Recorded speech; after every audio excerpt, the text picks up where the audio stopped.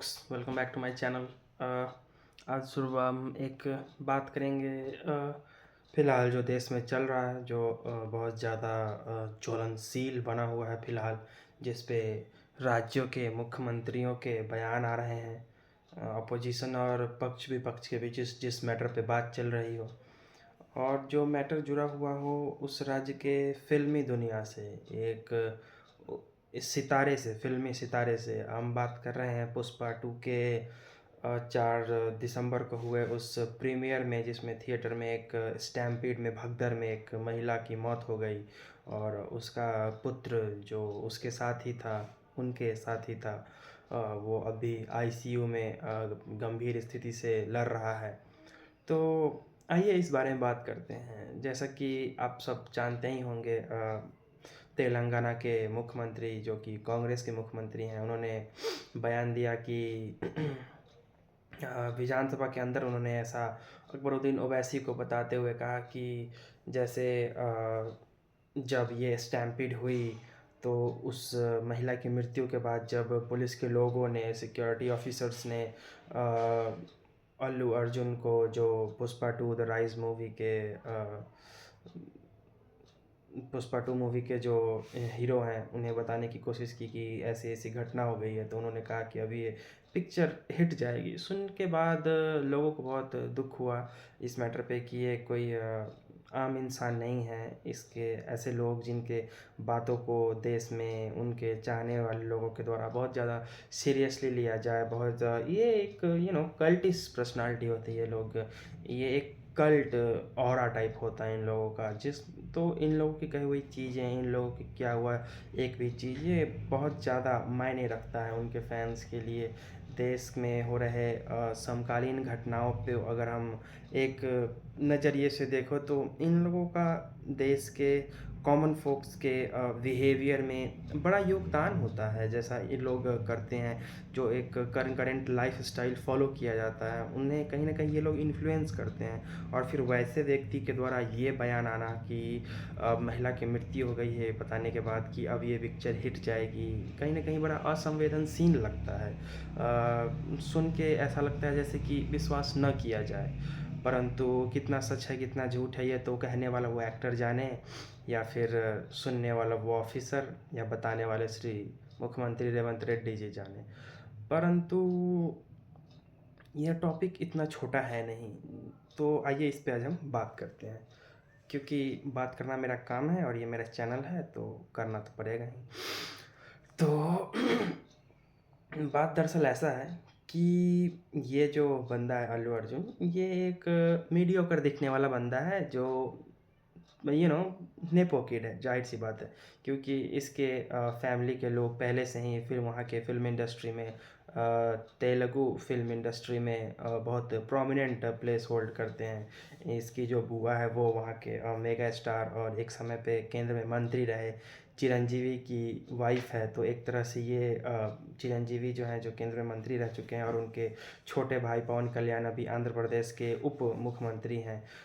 तो कहीं न कहीं ये एक बड़ा पावरफुल फैमिली है। ये लोग बहुत ही प्रोमिनेंट लोग हैं, तो ये कोई आम लोग नहीं हैं, ये कोई पावरलेस या फिर कोई ऐसे मूवी स्टार नहीं हैं जिनके पास कुछ रीच ऑफ पावर नहीं हो, बस पैसा या फिर फेम हो, ऐसा नहीं है। They are like, they have everything set, इनके पास पैसा है, पावर है, फेम है, everything that you can imagine they got it, they have it. तो और फिर जब इनकी मूवीज़ आती हैं, और पहले जो बातें हैं, वो बात जो है वो ये है कि ये बंदा एक ऐसे फैमिली से आ रहा है जिसमें ये कोई पहला नहीं है। तो स्ट्रगल के नाम पे इसने क्या किया होगा, नहीं किया होगा, आप जानते हैं, मैं जानता हूँ, किसी को बताने की ज़रूरत नहीं है, तो उसे रहने देते हैं। नेपो बेबी है, ये मैं कह ही चुका हूँ।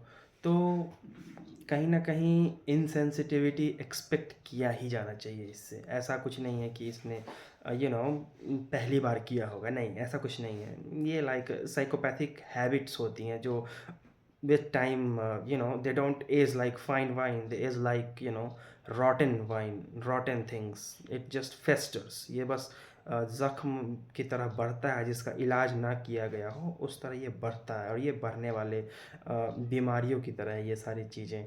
तो कहीं न कहीं इस बंदे से हम उम्मीद करते हैं कि इसने ये कहा ही होगा। और जब कोई मीडियोकर पर्सन जिसने कभी जीवन में कुछ ख़ास किया नहीं हो अचीवमेंट के नाम पे और उसे सब कुछ बस मिलता जा रहा हो, मिलते जा रहा हो, तो उससे ये एक्सपेक्ट करना बनता है, वो ऐसा कह सकता है। मुझे तो यही लगता है कि उसने कहा होगा। कोई भी पुलिस ऑफ़िसर इतने बड़े स्टार के बारे में ऐसी बातें खुद से तो नहीं कहेगा, इतनी हिम्मत नहीं है किसी भी ऑफ़िसर में, जो इतने प्रोमिनेंट फैमिली से आने वाले और इतने बड़े स्टार जिसकी इतनी बड़ी फ़ैन फ़ॉलोइंग हो उसके बारे में कहे। और ऐसा साइकोपैथिक बिहेवियर पहले भी देखा जा चुका है इस बंदे में। ये फैन्स को धक्का देना, मार देना, उनके साथ दुर्व्यवहार करना, ये सब कॉमन होती हैं इन इस तरह के नेपो बेबी किड्स में जो आते हैं और बिना स्ट्रगल के इन्हें सब कुछ मिल जाता है। नहीं, स्ट्रगल के नाम पे ये लोग वही करते हैं कि हेलीकॉप्टर से धूप में घूमने वाली बातें जो मीम्स में देखते हैं, वही सारी बातें हैं। परंतु हम यहाँ पे बात कर रहे हैं उसके बाद हुई चीज़ों के बारे में। ये बंदा जेल गया, जेल से वापस आ गया सुबह तक। उसके बाद फिर इसके समर्थन में इसके फूफा, उनके भाई हैदराबाद आ गए। इसके फॉलोअर्स की हुजूम जुटने लग जाती है इसके आवाज़ के बाहर। फिर सुनने में आता है कल के न्यूज़ में कि इसके घर के बाहर एक स्टूडेंट विंग ने प्रदर्शन किया और फिर इसके गार्ड्स ने उनके साथ मारपीट करने की कोशिश की, तो गमले के साथ तोड़-फोड़ की गई। ये छोटी-मोटी खबरें जिन्हें बड़ा बनाया जाता है ये दिखाने के लिए कि it's not you who is just suffering, he is also suffering, he is not suffering, ऐसा कुछ नहीं है। पर हम उस माँ के बारे में भी बात करेंगे जिसने अंत समय तक अपने बच्चे का हाथ नहीं छोड़ा। वो उसके हाथ को पकड़े रही इस उम्मीद में कि भले मुझे कुछ हो जाए, मेरे बच्चे को कुछ ना हो, और ऐसा ही हुआ। उस महिला ने अपना जान दे दिया, परंतु उसका पुत्र जो फ़िलहाल ज़िंदगी और मौत के बीच जूझ रहा है पर मृत नहीं है, तो वो सिर्फ़ उसकी माँ की वजह से। इन इनसेंसिटिव लोगों के दया से तो कुछ नहीं है ऐसा। पर ऐसे साइकोपैथिक बिहेवियर्स वाले लोगों को वैलिडेट करना ये हमारे सोसाइटी में बहुत कॉमन होता है।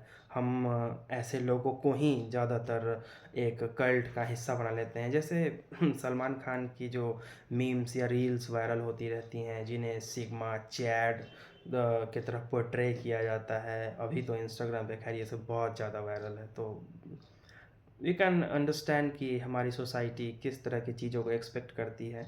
लेकिन ये इसके पीछे के रीज़न्स को भी समझना बहुत ज़रूरी है। जो फेमिनिज़्म के नाम पे सूडो क्रूरैलिटी होती है मेल्स के साथ, जिसने हमने अतुल सुभाष के केस में देखा कि कैसे यूज़ किया जाता है एक शांत रहने वाले बंदे को एटीएम के तौर पे, नौकर के तौर पे, पूरे समाज के द्वारा, समाज के हर एस्पेक्ट के द्वारा उन्हें प्रताड़ित किया जाता है। और ऐसी घटनाएँ जब आती हैं तो वुमेन्स के प्रति हेट इंटरनेट पे आना, ये अब तो कॉमन हो चुका है। अब तो ऐसा ही होता है, हेट आता है, कुछ समय तक आता है, फिर लोग भूल जाते हैं। पर कुछ लोग होते हैं जिन्हें इसे कमर्शियलाइज़ करना होता है, जो इन्हीं सब इवेंट्स के दम पे चीज़ों को बढ़ा-चढ़ा के, दिखा के, अपने बात को मिर्च मसाला लगा के हमेशा न्यूज़ में बने रहते हैं, अपने व्यूज़ को एक्सटेंड करते रहते हैं।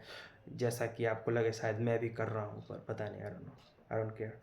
तो ऐसी बात है कि इस तरह के बिहेवियर को, इस तरह के चीज़ों को हमने एज़ अ सोसाइटी वैलिडेट किया है, तो हम किस तरह से इन चीज़ों के प्रति रिएक्ट करते हैं, ये आगे वाले चीज़ों के लिए प्रेसिडेंस क्रिएट करता है कि आगे किस तरह का बर्ताव होगा, आगे किस तरह के घटनाएँ होंगी। अगर इस तरह की, पुलिस ने उस बंदे को पहले ही समझाया था कि आपके आने से ये कोई पहली मूवी नहीं थी, ये एक सीरीज़ का हिस्सा है। इसकी पहली मूवी सुपर हिट रही थी। अल्लू अर्जुन की शायद ही कोई ऐसी मूवी हो जो पैन इंडिया में इतनी बड़ी हुई होगी इस मूवी से पहले, पुष्पा द राइज से पहले।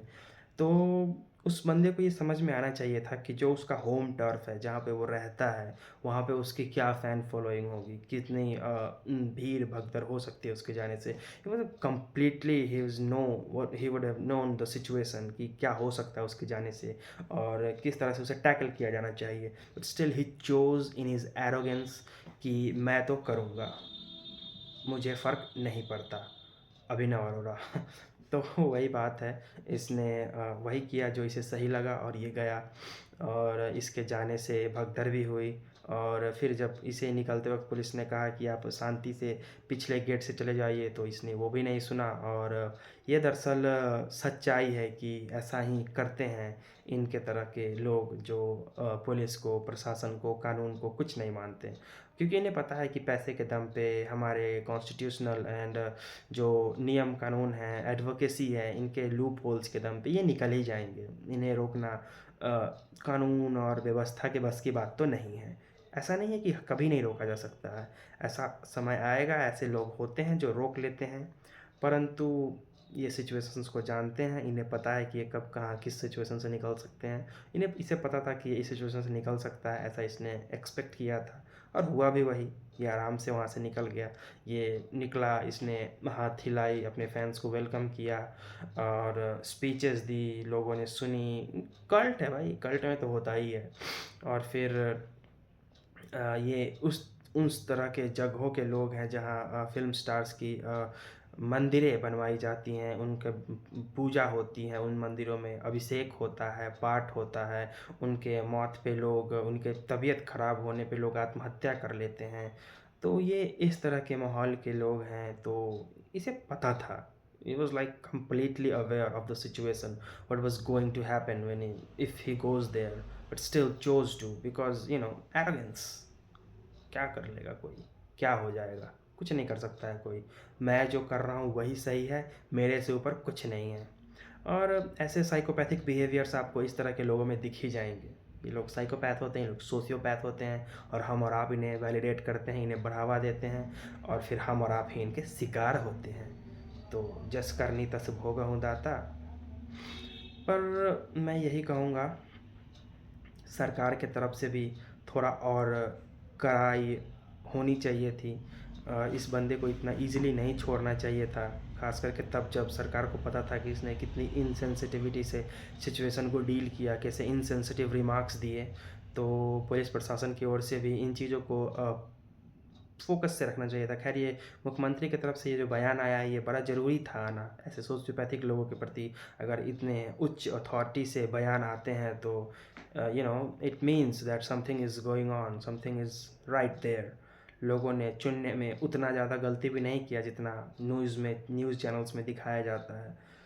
तो इसके लिए मैं रेवंत रेड्डी को अप्रिशिएट करूँगा, अपलॉड करूँगा कि उन्होंने इन बातों को रखा। कितना इसमें पॉलिटिक्स है नहीं है मैं नहीं जानता, पर चीफ मिनिस्टर लेजिस्लेटिव असेंबली से अगर इस तरह की बातों में झूठ बोलता है तो उसे पता है कि ये किस कितना सेंसिटिव हो सकता है उसके लिए और ये किस इंटेंसिटी का साबित होगा उसके लिए, उसके करियर के लिए।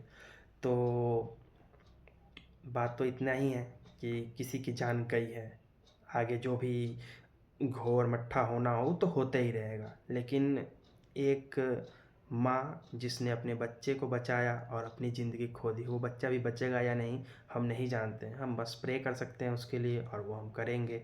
लेकिन इस बंदे ने भी अभी तक उस फैमिली को अभी तक किसी भी तरह से कॉम्पेंसेट करने की कोई कोशिश नहीं की। कोई भी रकम छोटी ही है एक माँ के लॉस के लिए, एक बीवी के लॉस के लिए, एक बेटी के लॉस के लिए, एक जान के लॉस के लिए। परंतु होना चाहिए था कॉम्पेंसेशन, उसी वक्त होना चाहिए था, इंस्टेंट होना चाहिए था। जब आप इतने ह्यूज सक्सेसेस अर्न कर रहे हैं, आपके पास किसी चीज़ की कमी नहीं है, तो आप इनसेंसिटिव हैं अगर आपने ऐसा नहीं किया उस वक्त तो। और फिर सरकार अपने तरफ से कुछ और बेहतर कर सकती थी, लेकिन वहाँ भी कुछ कमियां नज़र आईं। सरकार को भी कॉम्पेंसेट करना चाहिए थोड़ा, जो कम लग रहा मुझे मेरे ख्याल से। देखिए बच्चे के होश में आने का हम सब उम्मीद कर सकते हैं, दुआ कर सकते हैं, प्रार्थना कर सकते हैं, तो वो हम करेंगे, कर रहे हैं।